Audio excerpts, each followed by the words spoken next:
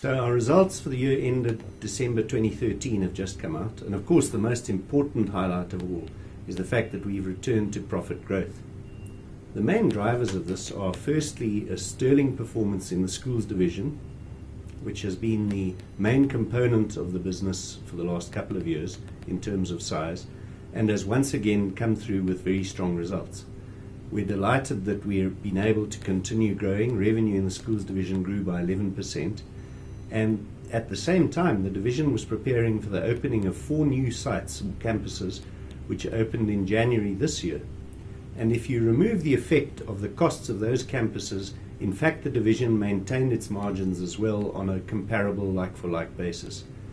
So this is indicative of a business forging ahead very well. From a percentage point of view, the main star of the show, though, was the tertiary division, which strengthened its 30% improvement in earnings at half year to reach 49% growth for the full year. This is as the turnaround and re-engineering that was initiated back in 2012 following the poor first year intake that year was consolidated and strengthened, and we really began, particularly in the second half, to reap the benefits of that.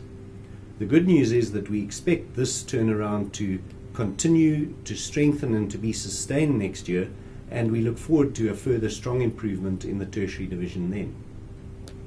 In the resourcing division, the staffing business continued to experience a very difficult market, with both the volume and the pace of new staff engagements being down on what we were expecting.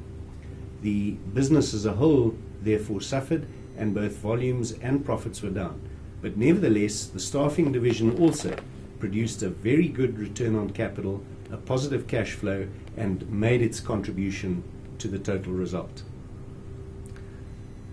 These divisional results were capped by a very strong cash flow. Perhaps one of the strongest features of our business is that free operating cash flow of 300 million was almost double the earnings of 156, and is proof positive of the strong underlying cash generation and quality of earnings produced by the group.